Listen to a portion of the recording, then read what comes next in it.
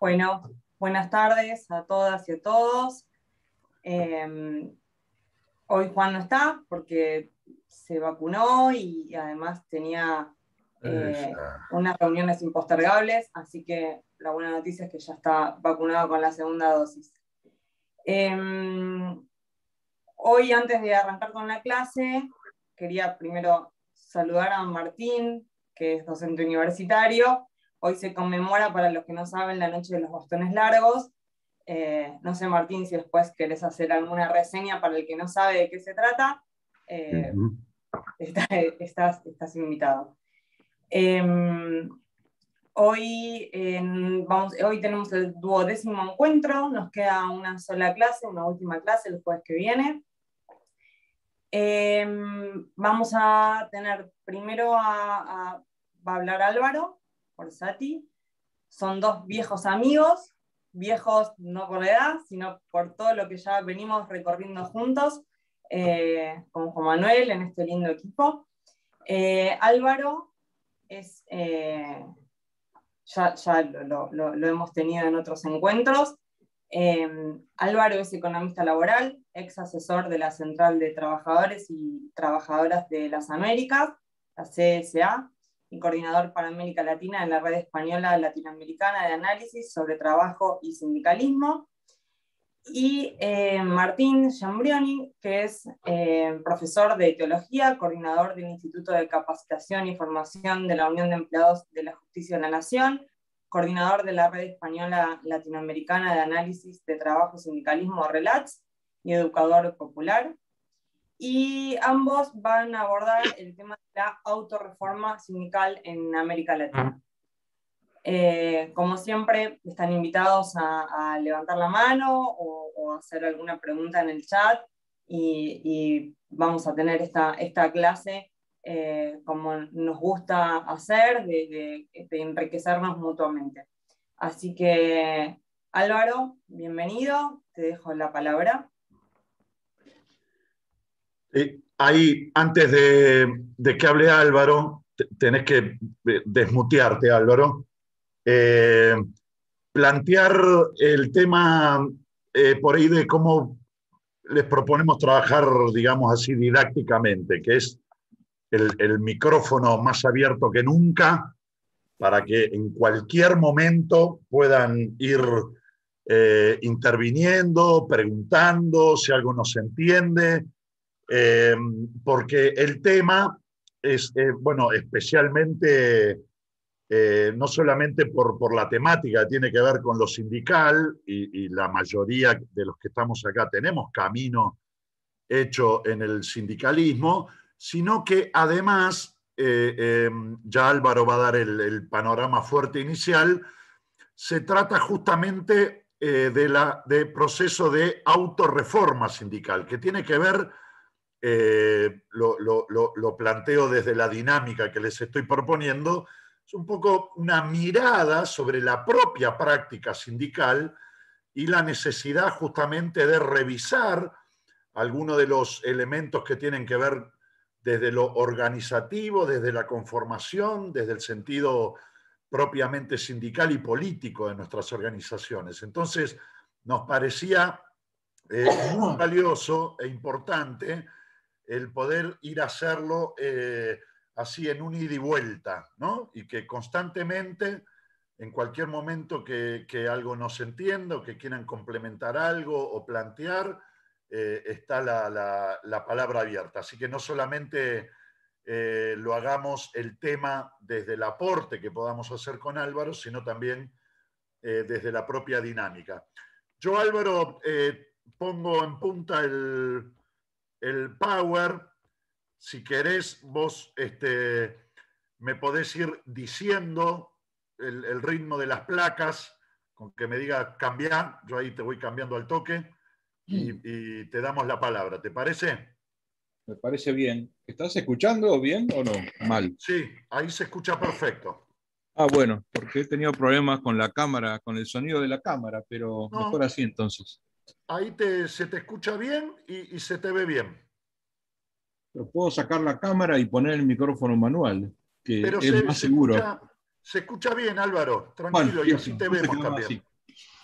Bueno, un abrazo a las compañeras y compañeros. Efectivamente, creo que estuve en casi todas las reuniones y escuchando esta cuestión. Con Martín y con Juan Manuel somos socios, por llamarlo así, todo voluntario de la RELATS, un lugar justamente de discusión con los sindicatos españoles y latinoamericanos sobre los temas sindicales y su periferia. Así que este es un tema clave de todo eso y es buena idea la de Juan Manuel de haberlo puesto en la agenda de ustedes. Vean que yo saqué la referencia a América Latina porque si bien es correcto de hablar de América Latina, es solo en el sentido de quién lo construyó, ¿verdad? Un trabajo colectivo de las afiliadas a la CCA, pero el valor es universal, obviamente, y véanlo así, ¿no? Por ser universal también para Argentina, con algunas particularidades que Martín y yo vamos a mencionar. Bueno, dale Martín, a ver.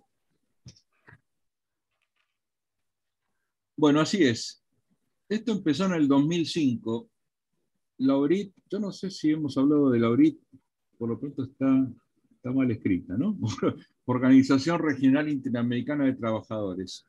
Es la estructura más importante del sindicalismo internacional, el brazo latinoamericano y de Norteamérica también de la CIOLS, que es la más importante central mundial. Entre el 2005 y el 2008, la ORIT se convirtió en CCA al sumarse los sindicatos social cristianos de la CLAT, sobre lo que en un bloque anterior Carlos Kuster habló, y también los sindicatos independientes. Pero la CCA avaló este enfoque que venía, como les digo, de una de las dos regionales que se fusionaron. El autor es argentino, ustedes habrán oído hablar de Julito Godio, ¿verdad? Murió hace 10 años. En la Relapse hay un homenaje que le hicimos, el conjunto de dirigentes y intelectuales argentinos y latinoamericanos. Es una figura cumbre del sindicalismo, sobre todo latinoamericano. En Argentina tuvo mucho que ver con las centrales de la CGT, pero el grado de influencia de su pensamiento está localizado en América Latina, ¿verdad? Él hizo el documento de base del 2008 y luego, como lo voy a decir ahora, la CCA tomó una dinámica grupal, colectiva, que desarrolló el concepto original. En realidad, Godio se basaba en el sindicalismo italiano, donde hay un dirigente que es una cumbre absoluta, se llama Bruno Trentin. Es un dirigente que había estado en la guerra contra Mussolini en los años 40 de joven, y después terminó siendo el secretario general de la CGL, la central más grande italiana. Entonces, el término viene de ahí, lo que es casi un honor, se podría decir, y una garantía de calidad. Trentin lo aplicaba a otro mundo, pero eso es lo de menos. Bueno, entonces en 2 años la CCA creó el GETAS, que funcionaba como un lugar de encuentro de 25 organizaciones afiliadas, incluida la CGT y la CTA, ¿no? La CGT ya estaba afiliada a la URIT y cuando se creó la CCA y la Central Mundial que está detrás, la CCI, se afilió también la CTA. Por entonces había una sola CTA, obviamente. Año 2008.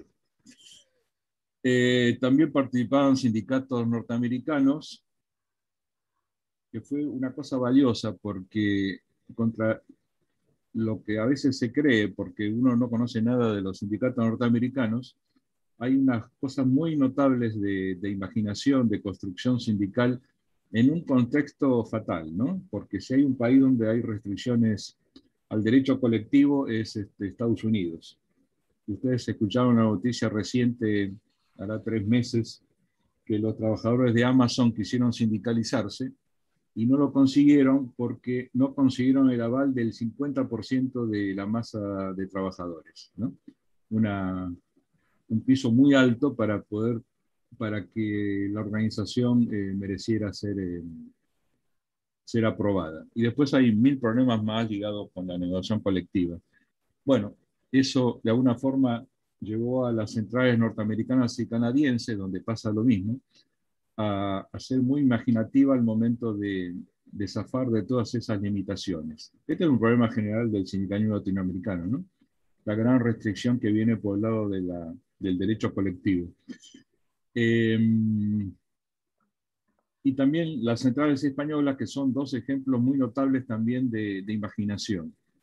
Cuando empezó a cambiar, cuando llegó la democracia a España, después de la caída de Franco, se creó el Estatuto de los Trabajadores en el año 79 y Comisiones Obreras, que estaba ilegalizada, reapareció. La UGT existía, pero limitada.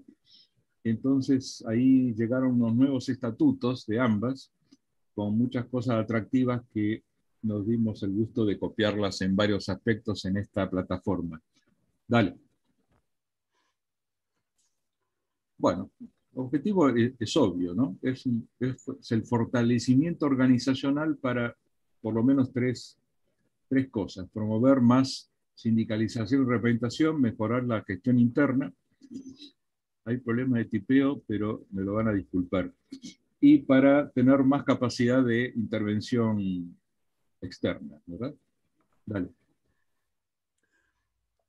¿Qué es eso de lo de la intervención externa, Álvaro? No, de la acción sindical hacia afuera. Si el primer punto y el segundo son hacia adentro, ¿no? Intervención externa es simplemente estar encima de los gobiernos y los empleadores e interactuar con la sociedad en general, ¿no? Simplemente eso. Estoy siendo muy sintético, pero efectivamente toda la autorreforma juega con lo interno y lo externo a la organización, ¿no? Esto no tiene nada que ver con el mundo internacional, o sí también, pero externo se refiere a externo a la organización, a los márgenes fuera de la estructura. Dale. Bueno, es un menú amplio de ejes estratégicos para centrales, confederaciones, también para sindicatos y federaciones, ¿no? En el primero y segundo grado de complejidad. Podríamos decir que es la organización perfecta. Todos sabemos que lo perfecto no existe en el mundo, ni mucho menos, todo lo contrario, ¿no?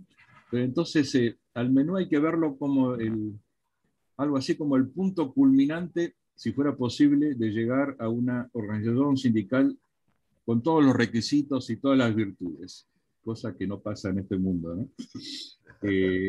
Pero entonces sirve para eso, para ver lo que es un cenit, un extremo, y ubicarse en algún punto del conjunto de ejes, más bien hacia abajo, digamos, y aspirar a subir, ¿no? A cumplir con esos requisitos. Véanlo así, ¿no? Porque es la única forma, ¿no? No es que nadie recomiende que se cumpla con todo eso, ya con que se cumplan 4 o 5 ya sería un avance notable en muchos países.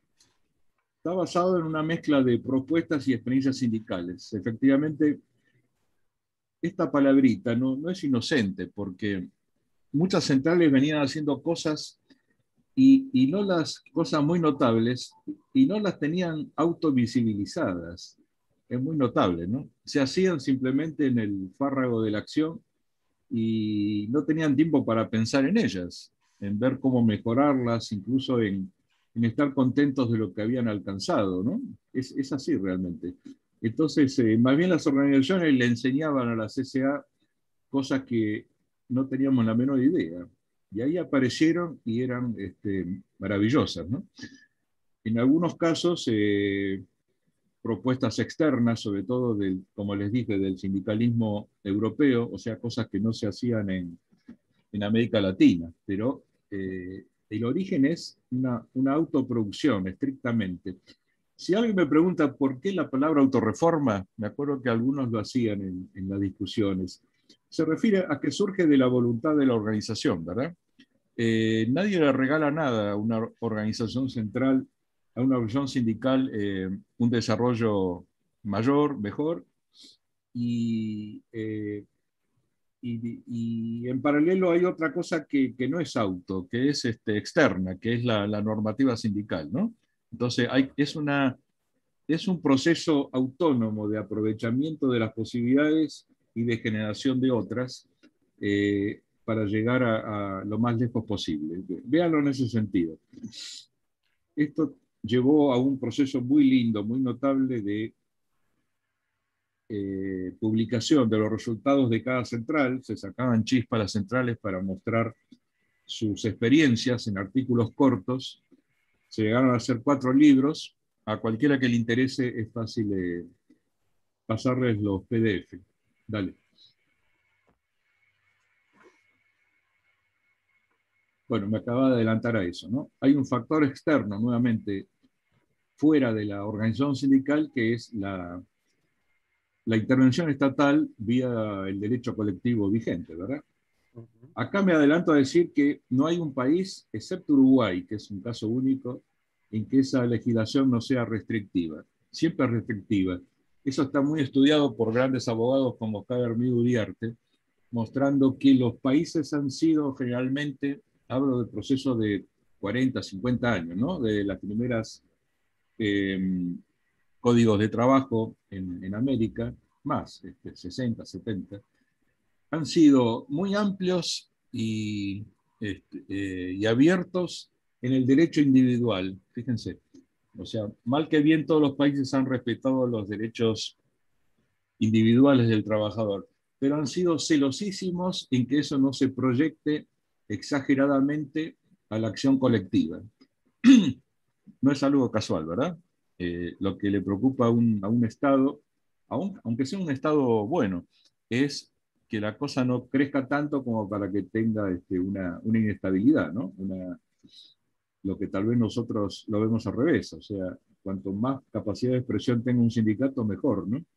Pero entonces, objetivamente, eso es lo que ha pasado en América Latina durante décadas. Uruguay es un caso absolutamente único porque, por una cuestión cultural, política, ni de izquierda ni de derecha, una actitud liberal en serio, en el mejor sentido de la palabra, al grado de que no tiene código de trabajo, ¿se da cuenta? Claro. Es el único país que no tiene normado lo que el Estado tiene que hacer con los sindicatos. Eso da un margen absoluto para hacer cualquier cosa. Para los abogados podría agregarse que en los últimos años, cuanto más se reguló lo que se llama, que es algo muy notable, el Consejo del Salario, ¿no? Que es una estructura piramidal de negociación colectiva, en donde participa el Estado, Estado y sindicatos. Algunos abogados importantes, como Hugo Barreto, por ejemplo, dicen que esa total libertad tradicional de Uruguay se ha perdido en alguna pequeña medida, ¿verdad? Desde el momento que el Consejo de Salario, en uno de sus niveles, tiene al Estado acompañando, aparecieron normas. ¿Me siguen? Es un tema muy para abogados. Pero eso no quita que Uruguay es un caso único, extremo. Imagínense todo lo que nos rodea. Piensen en Brasil, ¿no? Por ejemplo, y lo que ha pasado con la última reforma laboral. Una postilla. Ustedes saben que la reforma de Temer en el 2017 hizo que la tasa de sindicalización, la proporción de trabajadores sindicalizados, que era de 20% y era relativamente alta, cayera al 12%. ¿Vos se dan cuenta de lo que es eso? Por las cláusulas de la reforma al derecho colectivo. Es un asesinato en masa, ¿no? O sea, cayó, ¿cuánto es? El 80%. Porque desapareció lo que se llamaba el impuesto sindical, que es lo que le daba fuerza a los sindicatos. No desapareció, pero lo convirtieron en voluntario. Entonces todos los empleadores empezaron a dejar de pagarlo. En 3 años la sindicalización cayó el 80%. Es un drama para la historia del sindicalismo. Bueno, entonces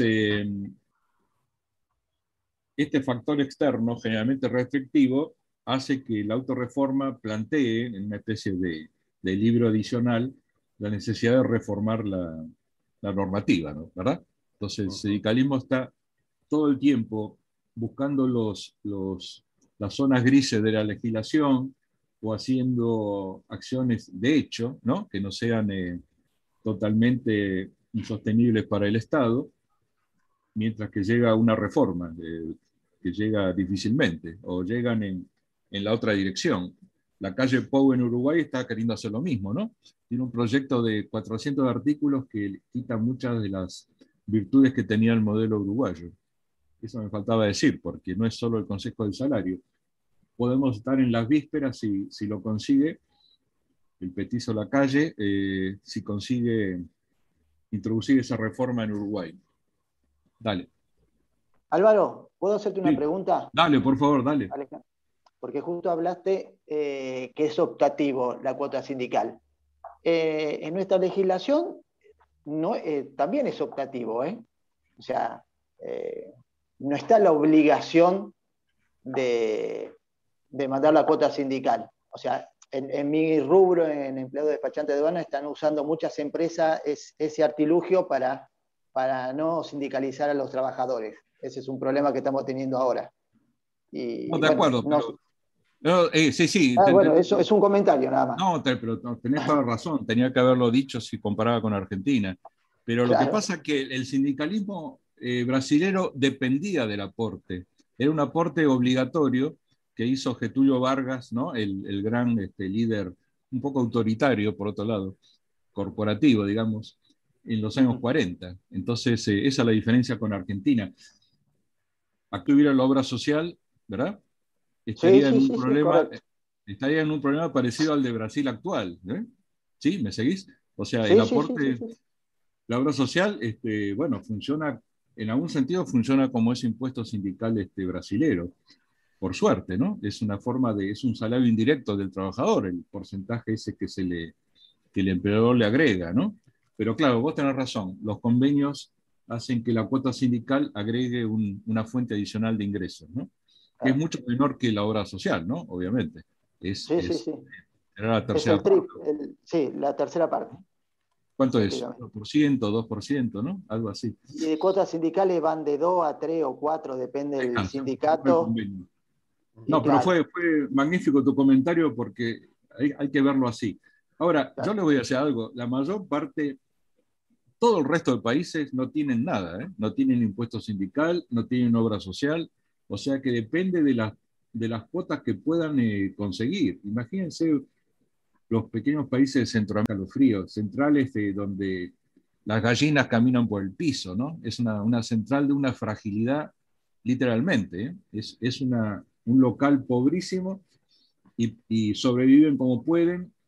Cada tanto alguna central les paga, y son centrales muy notables porque no entran en tranzas con los gobiernos, ¿no? Que siempre están dispuestas a darle algún apoyo que después se lo cobran, ¿no? Entonces, bueno, Brasil y Argentina son dos casos únicos en ese sentido. Esta es otra aclaración básica, que acá lo que dijo el compañero va en esa misma dirección. La mayor parte de lo que acá figura ya lo consiguió Argentina, porque no en vano hay, bueno, sindicalismo, hay centrales sindicales de comienzo de siglo, ¿no? Me acuerdo una del 903, la UGT, creo. Bueno, las centrales anarquistas y la UGT, que era socialista, son de comienzo del siglo. Entonces, a la vuelta de la película, con los golpes militares por el medio, quitando virtudes, la legislación argentina es posiblemente de las que regulan la más avanzada de la región, ¿no? Entonces, no es casualidad que la tasa de sindicalización, eso daría para una larga charla, es también la más alta de la región, 40%. Argentina tiene la tasa de sindicalización, la densidad número 12 del mundo, después de los países escandinavos, ¿no? Donde pueden llegar a ser del 60, 70, ¿no? Entonces, si yo voy al otro extremo, no sé, Guatemala tiene 3%, ¿se dan cuenta? O sea, no es el 12 de Brasil, sino que es 3. O sea, 3 contra 40, ¿qué es? Como 15 veces menos, ¿no? Bueno, entonces, imagínense, ahí la autorreforma sindical, casi todos los puntos de la autorreforma sindical faltan en esos países, ¿no?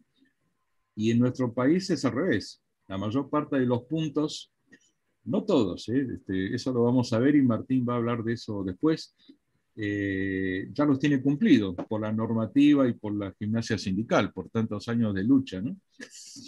a veces que nosotros en la CCA, que también tocó nivel de alianzas de centrales en Guatemala, en Nicaragua, es muy notable cómo está esa tendencia de intelectuales progresistas a acompañar al mundo sindical. Todo esto existe, cada uno hasta donde pueda. Dale.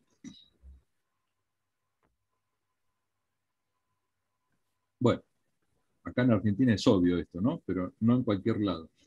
Prestación de servicios. Legal, servicio de salud, educación y formación profesional. Formación profesional, casi nadie hace formación profesional de los sindicatos. Todo esto sirve para a tomar conciencia de lo que llegamos a hacer acá, ¿no? Los institutos de capacitación estatales asociados con los institutos sindicales, toda esa cosa extraordinaria que fue creciendo a lo largo de las décadas, ¿no? Eso no existe en otros lados. A veces, al revés, a veces el sindicato se larga a alfabetizar, ¿no? Cosa que acá a nadie se le ocurriría, pero en un país con bajo nivel educativo, el sindicato tiene un papel importante en la educación básica, ¿no? Acceso a vivienda y suministro de gas y electricidad más baratos. Dale. Tema de ocio y cultura, bueno, los sindicatos no pueden creer que los sindicatos argentinos tengan hoteles, ¿no es cierto? o campings, cooperativas de consumo, descuentos en comercios privados. Al revés, en algunos, yo no sé si acá hay actualmente, pero en Brasil varios sindicatos tenían tarjetas de crédito propias, ¿no? ¿Acá existe eso? ¿Algún sindicato tiene un acuerdo con alguna entidad bancaria o con tarjetas? No me A acuerdo. veces se da el caso de que hay acceso a créditos con tasa preferencial o con tratamiento especial. Pero no una tarjeta de débito o de crédito, ¿no? No. De débitos por el sistema de cobro, pero muchas veces a eso se le suma acuerdos de los sindicatos donde cobran la mayoría o parte importante de sus trabajadores para tener Ahí está. líneas, Sí, líneas de crédito, sea de consumo o incluso hipotecarios, etcétera. claro. Eso es bastante común. En varios países, cuando existe esta política de servicios, la usan para sindicalizar. Es muy interesante. En Argentina es otra la dinámica, ¿no? Pero cuando uno tiene una pequeña cosa, puede ser un comedor popular, ¿no? Una guardería. Entonces, eso objetivamente es un instrumento de sindicalización. Detrás de un servicio a la comunidad viene una sindicalización a veces del padre, ¿no? Del padre del niño. Dale. Uh-huh.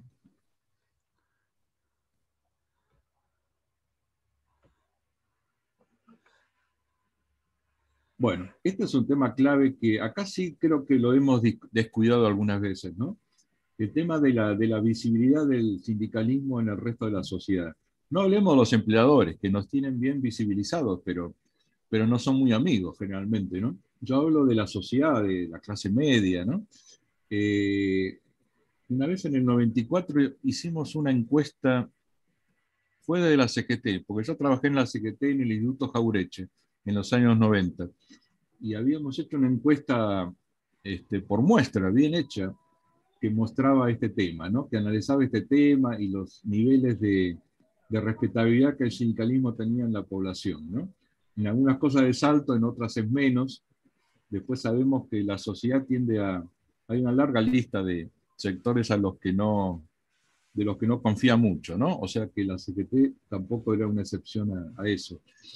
En cualquier caso, sería fundamental hacer campañas así como Coca-Cola gasta una millonada para promover la bebida, cuando pareciera que no es necesario, y sí, es necesario. Está demostrado que cuando Coca-Cola o algo así deja de hacer publicidad, baja la venta, ¿no? Así es la sociedad, ¿eh? Bueno, entonces, yo pienso que es fundamental eso y lo segundo, ¿no? Lo segundo es todavía más profundo. Decime. Permitime, Álvaro, un segundo, contar una pequeña anécdota.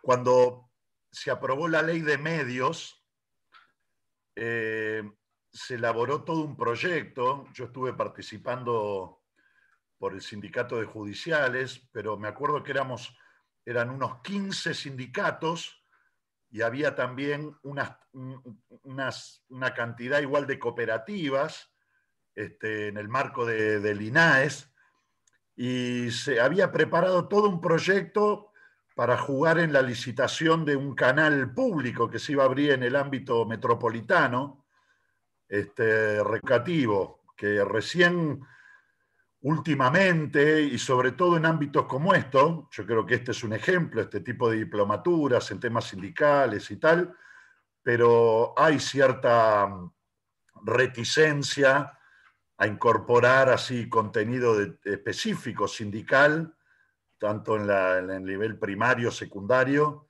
que sí ha permeado a otros contenidos, pero a veces frente a lo sindical hay como un retaseo, ¿no? Estas son de las cosas más importantes, ¿no? No vistas coyunturalmente, sino a mediano plazo. Imagínense que estuviera esto hasta en la primaria, pero como mínimo en la secundaria. En el Jaureche, en el 95, hicimos una currícula completa, en la época de Menem, que después se perdió por ahí, no se alcanzó. En la Relat, si lo buscan, hay un artículo de Marita González y de Antonio Jara, de la CGT, que hicieron una experiencia muy linda en Mar del Plata, hace algunos años. Ahí llegaron a aplicarlo.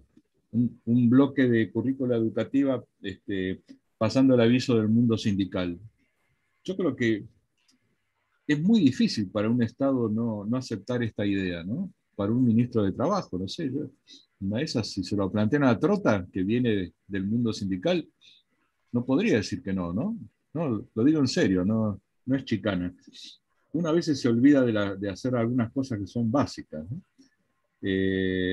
Bueno, es más, las clases las puede dar perfectamente un dirigente sindical, ¿no? ¿Cuál sería el problema?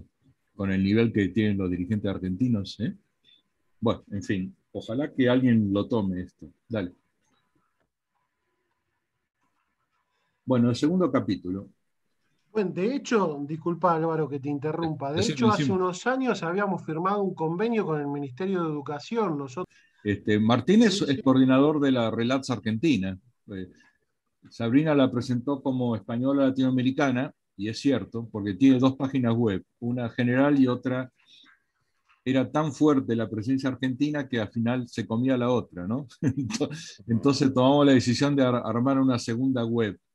Después Martín ya les puede dar los datos. Qué extraordinario que está. Aceptamos auspiciantes, ya que estamos, que hay varios gremios acá, podrían. Bueno, vamos a contarle que la pagamos nosotros, la realidad, ¿no? Ojalá tuviéramos sponsoreo. Nuestros bajos salarios le pagamos al webmaster. Es así, es exactamente así. Bueno, fíjense este punto. Acá hay un ejemplo claro.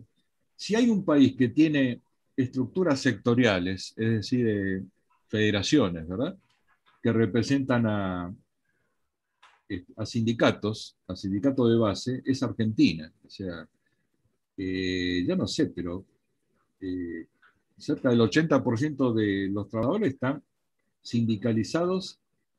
Los trabajadores sindicalizados lo están en federaciones, ¿no?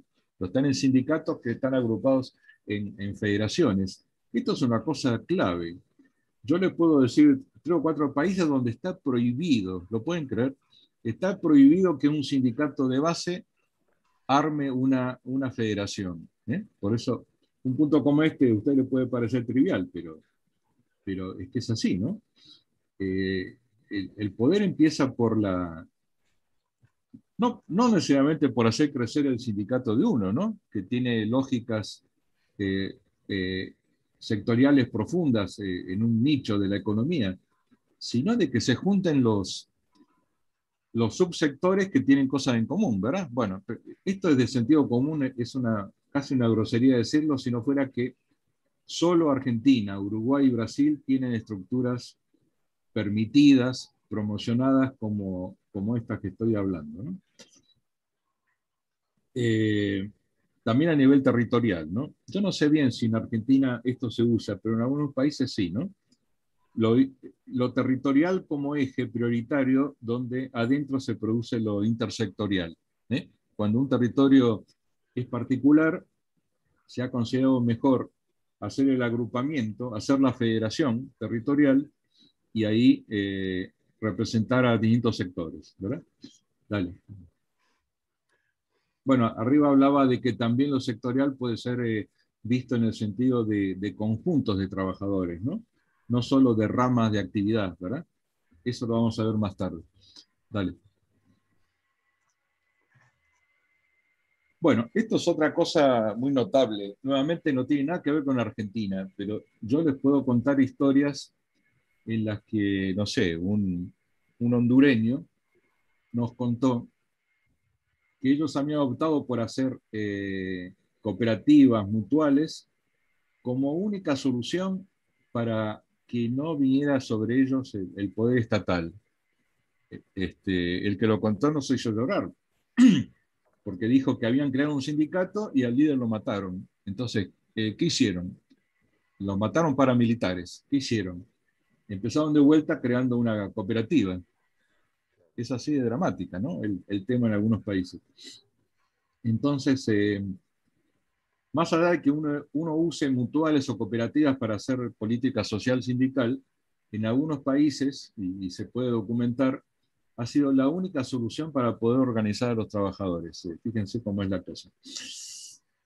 Y después hay una figura que acá no existe, pero yo creo que es muy extraordinaria. Bueno, sí existe. Este es un modelo español de afiliación directa, como si la central sindical fuera un partido político, ¿verdad? Los trabajadores, demostrando que son trabajadores, se afilian a la central o a la confederación. Van a un conjunto, en un primer momento van a una masa, a un grupo colectivo, y después se redistribuyen por sector al que pertenecen. Álvaro, sí, decime. Disculpa que te interrumpa. Respecto a España, por ejemplo, ¿le podrías comentar, porque vos conocés bien el tema, a los chicos y chicas que nos están viendo, porque es diferente el modelo que tiene España del nuestro, el modelo sindical nuestro, porque allá tenés las dos grandes centrales que son CGT y UGT, entonces quizá la afiliación directa se facilita más en nuestro caso, si no me equivoco, o sea, no sé si está bien el razonamiento. Es como una alternativa, Sabrina, porque allá hay afiliación de organizaciones como cualquiera y hay además afiliación directa. Tiene que ver con algunos colectivos que después les voy a mencionar, ¿no? Pero cada una lo tiene, o sea, son competitivas en la afiliación directa. Es un poco más grande en la UGT y menos en comisiones obreras, ¿no? Que comisiones se basa más en la gran empresa. Pero UGT tiene un grupo muy grande, yo creo que es el 20% fácil de trabajadores autónomos, ¿no? Trabajadores autónomos y profesionales. Y esos son de afiliación directa. Claro. Entonces, véanlo como un agregado.